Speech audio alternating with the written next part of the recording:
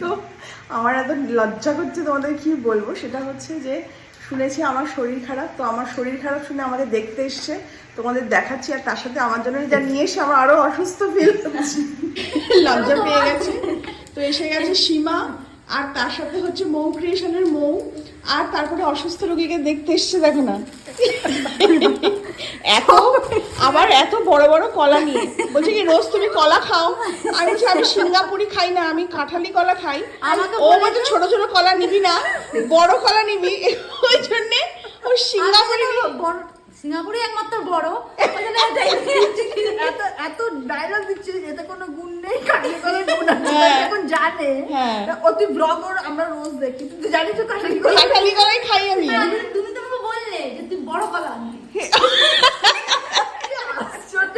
আর তোমরা যারা কমেন্ট করো ও রোগা মোটকি হাতি বুড়ি বাজে বাজে যারা কমেন্ট করো, তারা আমি রিকোয়েস্ট করছি অন্তত বাড়ির সামনে যে শাহরুখ খান যেমন ওই উপরে দাঁড়ায় দাঁড়িয়ে এসে দেখো যে কতটা স্লিম আর কতটা সুন্দর। 20 বছরের মেয়ে ওর কাছে